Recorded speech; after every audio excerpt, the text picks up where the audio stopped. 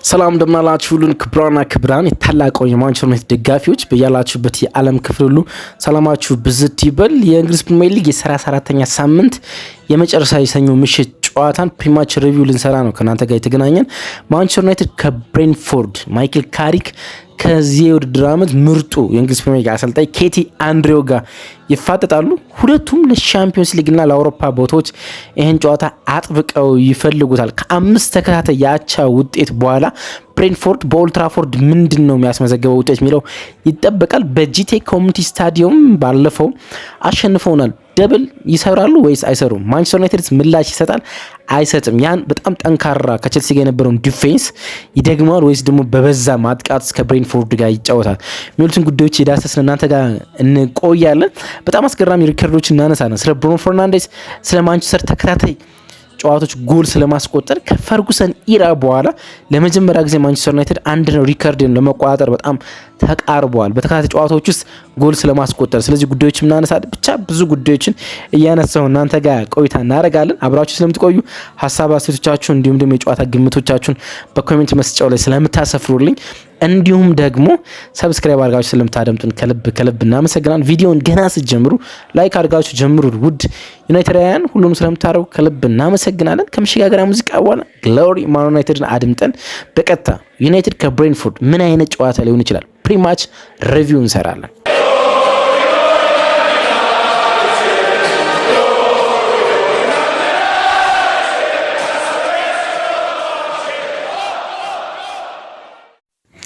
ተመልሰናል አድማጮቻችን። እንግዲህ የእንግሊዝ ፕሪሚየር ሊግ ሊጠናቀቅ በጣም ጥቂት ሳምንታት ብቻ ይቀራሉ። ከዛሬው ምሽት ጨዋታ በኋላ 4 የፕሪሚየር ሊግ ጨዋታዎች ብቻ ነው የሚቀሩ። ከዚህ በኋላ የምናስበው አሜሪካ፣ ካናዳና ሜክሲኮ በጋራ ወይም በጥምረት ስለሚያዘጋጁት የዓለም ዋንጫ ነው እንጂ የእንግሊዝ ፕሪሚየር ሊግ የተጠናቀቀ ነው የሚገኘው። የማንቸስተር ዩናይትድ የዚህ ውድድር ዓመት ግብ የሆነው በሻምፒዮንስ ሊግ በሚቀጥለው ውድድር ዓመት መሳተፍ ደግሞ እውን ለመሆን በጣም ተቃርቧል። ቢኮዝ አሁን ከስድስተኛ ከሚገኘው ብራይተን እርግጥ ዘንድሮ እንግሊዝ 6 የሻምፒዮንስ ተሳታፊ ሊኖራት የሚችልበት እድል በጣም ሰፊ ነው። 5 መሆኑን በዩኤፋ ፓወር ራንኪንግ ምክንያት ከ4 ወደ 5 ከፍ ብሏል። በዚህ ውድድር ዓመት በኮንፈረንስ ሊግ፣ በሻምፒዮንስ ሊግ እና በኤሮፓ ሊግ የእንግሊዝ ቡድኖች ባስገኙት ነጥብ መሰረት ማለት ነው 6ኛም የመኖር እድል አለው። በተለይ ቪላ የኤሮፓ ሊግ ሻምፒዮን የሚሆን ከሆነ 6ኛ ቡድን በሻምፒዮንስ ሊግ እንግሊዞች ያሳትፋሉ። ስለዚህ ሰፊ እድል ነው ያለ። ግን ደግሞ አሁን ከብራይተን ያለን የነጥብ ልዩነት 8 ነው። ስለዚህ ሰፊ ነው። ጨዋታውን ዛሬ የምናሸንፍ ከሆነ ደግሞ የነጥብ ልዩነቱ ከ8 ወደ 11 ከፍ ይልና በጣም ቅርብ እንሆናለን በሚቀጥለው ውድድር ዓመት የሻምፒዮንስ ሊግ ተሳታፊ ለመሆን ማለት ነው። በናምበርም በቁጥሮችም ለማረጋገጥ እንችላለን ማለት ነው። ግን ደግሞ ደረጃውም በጣም አስፈላጊ ነው። አንደኛው ከቲቪ ራይት የሚገኘው የእንግሊዝ ፕሪሚየር ሊግ ገቢ በሜሪት ስለሚሰጥ በደረጃ ሰንጠረዥ የ1 ሚሊዮን የ2 ሚሊዮን ለውጥ ይፈጥራል አንደኛ ደረጃ ሰንጠረዡ ማለት ነው። ሌላ ደግሞ ከአመታትም በኋላ ይሄኛው ውድድር ዓመት ስንተኛ እንዳጠናቀቃችሁ ሲታይ በሊጉ የደረጃ ሰንጠረዥ 3ኛ ማጠናቀቅ ዋንጫ ከበላውና ለዋንጫ ፉክክር ከተሳተፉት ሁለት ቡድኖች ቀጥሎ የፕሪሚየር ሊጉ ቤስት ቡድን መሆን የተሻለ ነው የሚሆነው። አሁን ዩናይትድ አንድ ጨዋታ ሳይጫወት የዛሬውን ከሊቨርፑልና ቪላ ጋር በእኩል 58 ነጥብ ላይ ነው የሚገኘው ማለት ነው። ስለዚህ ይሄኛው ጨዋታ ከሊቨርፑልና ከቪላ ለማራቅ ይሆናል። ግን ውጤቶቹ በተቃራኒ የሚሆኑ ከሆነ ግን በእነዚህ ቡድኖች በሚቀጥለው ሳምንታት የመበለጥ እድል ይኖራል ማለት ነው። በተቃራኒው ብሬንትፎርድን ለዚህ ጨዋታ በአውሮፓ ስፍራ ውስጥ ለመሳተፍ በትልቅ መነሳሳት ውስጥ ነው። እንግዲህ ብሬንትፎርድ 48 ነው የሚገኘው። ቼልሲ፣ ፉላም፣ ቦርንሞዝ ጨዋታቸውን አከናውነው 48 ነው። እርግጥ ቦርንሞዝ 49 ነው። ብራይተን 6ኛ የሚገኘው 50 አለውና ከነዚህ ቡድኖች በጣም ለመራቅና ነጥቡን ወደ 51 ከፍ አድርጎ 6ኛ ላይ ለመምጣት ከተቻለ ሻምፒዮንስ ሊግ ካልተቻለ በዩሮፓ ሊግ ለመሳተፍ የሚጥርበት ቦታ ላይ ለመገኘት ነው እንግዲህ የኬቲ አንድሬው ቡድን የሚፋለመው ማለት ነው። ሁለቱ የዚህ ውድድር ዓመት የድሮ ስፔሻሊስት ናቸው ዩናይትድ እና ብሬንትፎርድ ማለት ይቻላል። እንግዲህ ቦርንሞዝ በዚህ ውድድር ዓመት 16 አቻዎች አሉት። ከዛ በቀጥሎ ሊድስ 13 አቻ አሉ። ከሁለቱ ቡድኖች በመቀጠል በጣም ብዙ አቻ የወጡት ቡድኖች ዩናይትድ እና ብሬንትፎርድ ነው። በጋራ 19 አቻ አላቸው። ግን ዩናይትድ በዚህ ውድድር ዓመት 10 ያቻ ውጤቶችን ሲያስመዘግብ እንዲሁም ብሬንትፎርድ 9 ያቻ ውጤቶችን አስመዝግቧል ማለት ነው። ግን ደግሞ በጣም የምትገረሙት 9 አቻ ያለው ብሬንትፎርድ ያልኳችሁ ነው 5 አቻ ባለፉት ተከታታይ 5 ጨዋታዎች ነው። ባለፉት ተከታታይ 5 ጨዋታዎች ብሬንትፎርድ ካለምንም ሽንፈትና ካለምንም ማሸነፍ በአቻ ውጤት ነው እየተጓዘ የሚገኘው ማለት ነው። በዚህ ውድድር ዓመት በጂቲ ኮሚኒቲ ስቴዲየም 3-1 እንዳሸነፉን ይታወቃል አይደለ? ደግሞ በጣም የሚገርመው ባለፈው ውድድር ዓመት መጨረሻ ላይ በዚሁ በጂቲ ኮሚኒቲ ስቴዲየም 4-3 በጣም ድራማቲክ በነበረው ጨዋታ 4-3 አሸንፈውን ነበር። እርግጥ ባለፈው ውድድር ዓመት በሜዳችን አሸንፈናቸው ነበር፣ ግን ተከታታይ 2 ጨዋታ በሜዳቸው አሸንፈውናል። አሁን ወደ ኦልድ ትራፎርድ ነው ከ1936-37 በኋላ ብሬንፎርድ ማንቸስተር ዩናይትድ ደብል ሰርቶ አያውቅም። አሁን በጂቲ ኮሚኒቲ ስቴዲየም አሸንፈውና በኦልድ ትራፎርድ የሚያሸንፉን ከሆነ ከ1936-37 በኋላ ለመጀመሪያ ጊዜ ነው የሚሆን፣ ግን አድርገውት አያውቁም።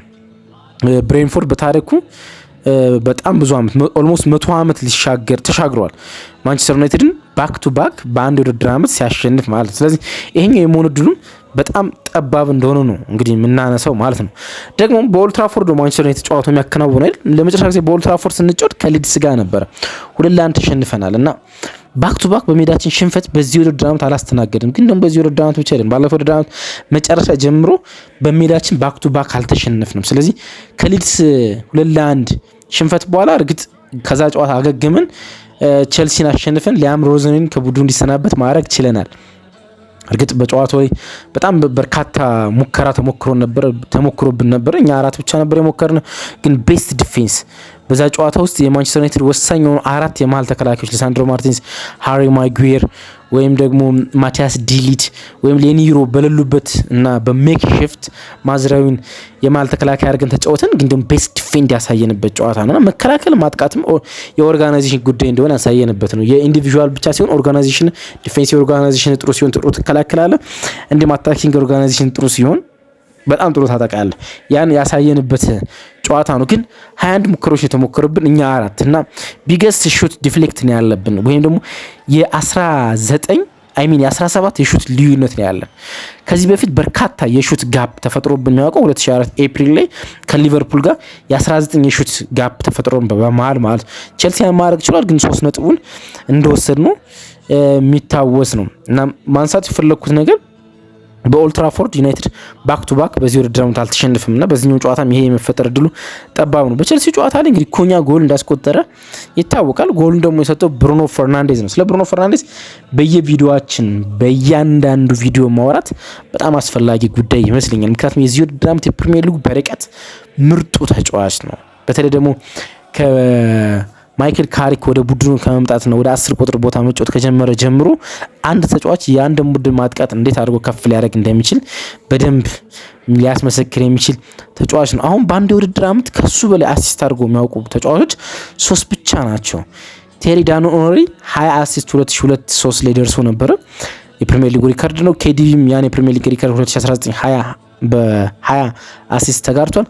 መስዑት ኦዚል 2015-16 19 አሲስት ነበረው። ከነሱ በመቀጠል አሁን እሱ 18 አሲስት ያደረገ በፕሪሚየር ሊጉ ታሪክ 4ኛው ከፍተኛ አሲስት ያደረገ በአንድ ውድድር ዘመን ተጫዋች ነው። አሁን አንድ አሲስት የሚያደርግ ከሆነ በዚህኛው ጨዋታ ከኦዚል ጋር እኩል ይሆናል። 2 አሲስት አድርጎ የሚወጣ ከሆነ ከቴሪ ዳን ኦኖሪና ከኬቨን ደብሬን ጋር ይጋራል ማለት ነው። በሚቀጥሉ ሳምንታት የፕሪሚየር ሊግ የምንጊዜም ቤስት አሲስተር የሚለውን ሪከርድ ይቆናጠጣል ማለት ነው። ያ ኢንተረስቲንግ ጉዳይ ይመስለኛል ለብሩኖ ፈርናንዴዝ ማለት ነው።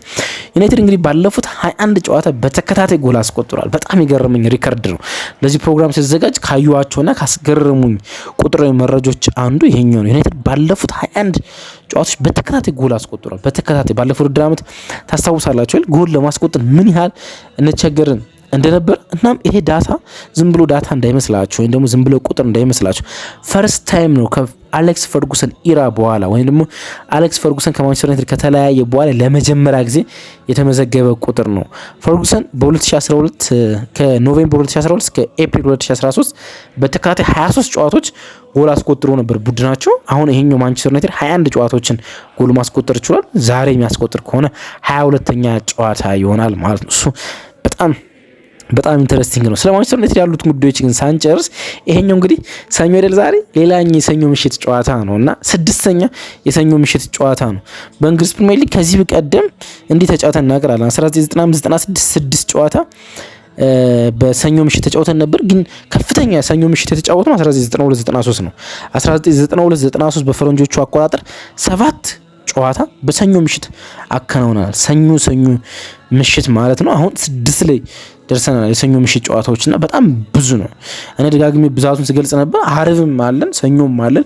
በርካታ ጨዋታዎችን ነው እንደዚህ በሰኞ ምሽት እያከናወነ የምንገኘው እና በታሪክ ውስጥ ከፍተኛ ሰኞ ከተጫወትንባቸው አመቶች አንዱ ይሄኛው አመት ሆኗል ማለት ነው። ስለ ብሬንፎርድ በጥቂቱ እናውራ እስኪ ስለ ተጋጣሚያችን እና ስለ ኬቲዮ አንድሬው ቡድን ማለት ነው። በዚህ የውድድር አመት ማን ነው በጣም ያስደነቀ አሰልጣኝ ብትሉኝ ምንም ካለምንም ጥያቄ ውስጥ የፕሪሚየር ሊግ የውድድር አመት በርቀት ምርጡ አሰልጣኝ ኬቲዮ አንድሬው ነው። ምንም ጥያቄ የለውም። የብሬንፎርድ የቀድሞ የሴት ፒስ አሰልጣኝ ማለት ነው፣ የቆመ ኳስ አሰልጣኝ ማለት ነው። ቢኮዝ ብሬንፎርድ በርካታ ተጫዋቾችን ነው በቅርብ አመታት እያጣ የሚገኘው፣ በጣም በርካታ ማለት ነው። እና የሚያስፈርማቸው የሚገኙ ተጫዋቾች በለቀቃቸው ተጫዋቾች ልክ ደግሞ አይደሉም። ሉክ እንመስገን አይቫን ቶኒን አጡ። በአይቫን ቶኒ መልቀቅ ምክንያት የፊት መስመራቸው ላይ ምንም አይነት ተጫዋች ሳያስፈርሙ እርግጥ ኢጎር ቲዶርን አስፈርመውት ነበር። ኢጎር የብራዚሊያን አጥቂያቸው ማለት ነው። ግን በጉዳት ምክንያት አልተጫወተም። ስለዚህ ሜክ ሽፍት ማድረግ ነበረባቸው። ያን ዊሳን ወደ ኒውካስል ያመራውንና ወደ ማንቸስተር ዩናይትድ የመጣውን ብራያን ምቤሞን በአንድ ላይ አሰልፈው የአይቫን ቶኒ ማጥቃት ቁጥሮች ወደ እነዚህ ሁለት ተጫዋቾች ማሸጋሸግ ቻሉና አስደናቂ ነበር። አሁን ሁለቱም ተጫዋቾች ነው በአንድ ጊዜ የለቀቁባቸው ማለት ነው። ሁለቱም አሰልጣኛቸው ቶማስ ፍራንክ ለረጅም ዓመት አብሮ አሰልጠናቸው ወደ ሻምፒዮንሺፕ ወደ ፕሪሚየር ሊግ ያሳደጋቸው።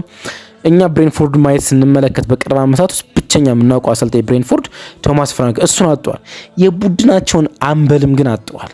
የቡድናቸው አምበል ወደ አርሰናል መጥቶ ክርስቲያን ኖርጋርድ ማለት ወደ አርሰናል መጥቶ ስለነበር አጥተውታል። ግብ ጠባቂያቸውን ወደ ባየር ሊቨርኩሰን ሸኝተዋል። በርካታ ተጫዋቾችን ያጡት ለማመን የሚያስቸግር ማለት ነው። እናም እኔ ለምሰራበት የሬዲዮ ጣቢያ በዚህ ውድድር ማን የሚወርድ ይመስላል ተብሎ አመቱ መጀመሪያ ኦገስት ላይ ነሐሴ ላይ ሲጠይቅ አንድ የመለስኩት መልስ ብሬንፎርድ ይወርዳል ብዬ ነበር። ግን ብሬንፎርድ ሊወርድ አይደለም፣ ለአውሮፓ ቦታ በታሪኩ ለመጀመሪያ ጊዜ መፎካከር ችሏል። በታሪኩ ለመጀመሪያ ጊዜ ማለት ነውና የኬቲዮ አንድሬው ቡድን በጣም አስደናቂ ነውና በታሪካቸው ለመጀመሪያ ጊዜ በአውሮፓ ቡድን ለመሳተፍ እየጣሩ ነው የሚገኙት። 5 ተከታታይ አቻ ወጥተዋል። 5 በመሃል ኤፍኤ ካፕ በዌስትሃም ሽንፈት አጋጥሞቸዋል። 2 አቻ ጨዋታው ተጠናቆ በፍጹም ቅጣት ምት ተሸንፈዋል። ግን 5 የፕሪሚየር ሊግ አቻዎችን ተለያይተዋልና በፕሪሚየር ሊግ ታሪክ በጣም ከፍተኛ አቻ በተከታታይ የወጣው ቡድን ሲቲ ነው። 2009 ሲዝን ላይ ከጥቅምት እስከ ህዳር መጨረሻ አካባቢ ላይ 7 ተከታታይ ጨዋታቸው ወጥቶ ነበር ማንቸስተር ሲቲ 2-9 ነው ብላችሁ። ከዛ ቀጥሎ ይሄኛው 5 ተከታታይ ጨዋታ የወጣው ቡድን ነው ብሬንፎርድ በተከታታይ ነው ብላችሁ እንጂ በአጠቃላይ በዚህ ውድድርም 9 አቻ ነው ያላችሁ። በተከታታይ 5 አቻ ነው ያላችሁ፣ ሽንፈትም ማሸነፍንም ሳይመለከቱ ማለት ነው። ይሄኛው ጨዋታ ለሌላ አቻ ነው የሚጫወቱት ወይስ በጨዋታው ሽንፈትና ማሸነፍ ውስጥ ይገባሉ የሚለው ጉዳይ ኢንተረስቲንግ ነው። እንግዲህ ብሬንፎርድ ወደ ኦልድ ትራፎርድ የሚመጡ ካላንዳንድ ወሳኝ ተጫዋቾች ነው። ጆርዳን ሄንደርሰን አይኖርም፣ የቀድሞ ሊቨርፑል የአያክስ አምስተርዳም ተጫዋች ማለት ነው። ቪታሊ አንለት አይኖርም፣ ካፕቴናቸው። ሪኮ ሄነሪ የመስመር ተጫዋቻቸው አይኖርም፣ የመሀል ተከላካያቸው ሪኮ ሄነሪ አይሚን። እንዲሁም ደግሞ ለረጅም ጊዜ ጉዳት ላይ የሚገኘው ፋቢዮ ካርቫሊዮ አይኖርም ማለት ነው። እኒህን ተጫዋቾች ሳይዙ ነው ወደ ኦልድ ትራፎርድ የሚመጡት። በማንቸስተር ዩናይትድ በኩል ሃሪ ማጉዌር ይመለሳል። ሌኒሮ የመመለስ እድሉ ሰፊ ነው ብሎናል ካሪክ ሐሙስ ዕለት በሰጠው ጋዜጣዊ መግለጫ። እንዲሁም ሊሳንድሮ ማርቲኔዝ ቅጣት ላይ ስለሆነ አይመለስም። ፓትሪክ ዶርክ፣ ሊሳንድሮ ማርቲኔዝ ይቆያሉ። ዶርክ በጉዳቱ ምክንያት ገና ስላላገገመ፣ ማቲያስ ዴሊት በተመሳሳይ ሊቻ ቅጣት ላይ የሚገኝ ይቆያል ማለት ነው። እንግዲህ ሄድ ቱ ሄድ መመለከት ያለብን አይመስለኝም። ምክንያቱም በቅርብ ብሬንፎርድ 2 ተከታታይ ጨዋታ አሸንፎናል እና 2 ተከታታይ ጨዋታ ሲያሸንፈን በጣም አስገራሚ ነገር ከአለፉት 11 ጌሞች የተሻለ ነው ያስሸነፉን። ያለፉት 2ቱን ጨዋታዎች በዚህ ውድድር ዓመት ጄቲክ ያሸንፉና ባለፈው ውድድር ዓመት መጨረሻ ያሸነፉትን ትተን ሌሎቹን ዳታዎች ብንመለከት በ11 ጨዋታ 8 አሸንፈናቸው 2 አቻ ወጥተን 1 ሽንፈት ብቻ ነበር ያጋጠመን። አሁን ግን ከ2 አሸንፈናል። ማንቸስተር ዩናይትድ የሚመለስበት ወይ ከብሬንፎርድ ላይ ነጥብ የሚወስድበት ጨዋታ እንደሚሆን ግን ይጠበቃል ማለት ነው። የእንግሊዝ ፕሪሚየር ሊግ የ34ኛ ሳምንት የሰኞ ምሽት የመጨረሻ ጨዋታ ነው ይሄኛው ጨዋታ። ኦፕታ ጨዋታው ማንቸስተር ዩናይትድ በ51.5% የማሸነፍ እድል አለው ብሎናል።